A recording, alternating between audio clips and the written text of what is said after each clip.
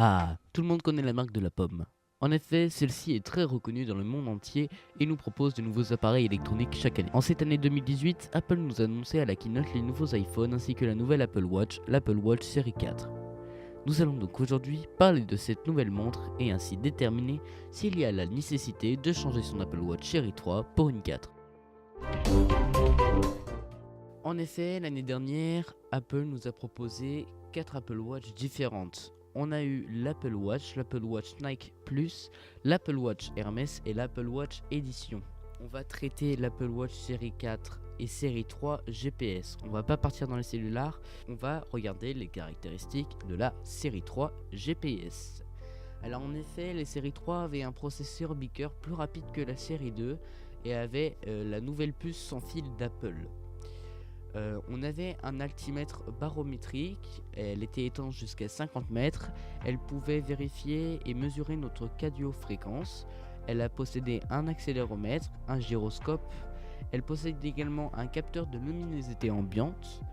Pour l'année dernière, c'était une grande nouveauté, Siri pouvait parler et du coup elle possédait une capacité de 8 Go. Au niveau de l'écran, on était sur un écran Retina OLED de deuxième génération avec le Force Touch. Il était 2 fois plus lumineux que la série 2 et il avait un verre long X. Ses dimensions, il avait donc le 38 mm et le 42 mm. Au niveau des batteries, donc on était sur une batterie lithium recharge sans fil intégré. On tient environ 18 heures. On va donc passer aux caractéristiques de l'Apple Watch série 4. On va commencer par la partie logicielle.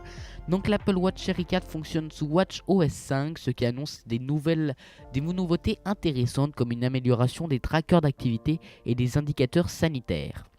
Pour la partie hardware, Apple a annoncé une amélioration des capteurs de suivi de la fréquence cardiaque qui est capable de mieux estimer les fréquences ralenties et rythmes cardiaques irréguliers.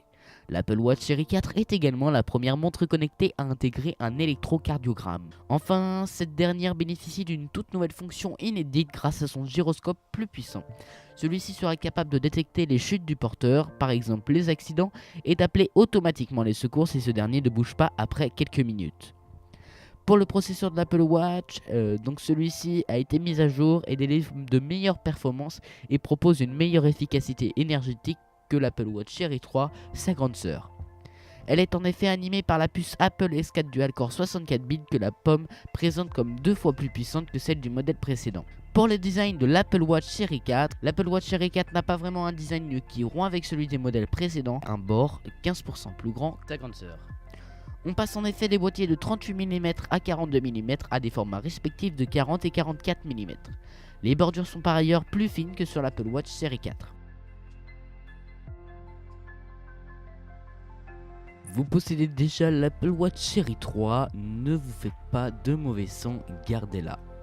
Vous souhaitez acheter une nouvelle Apple Watch?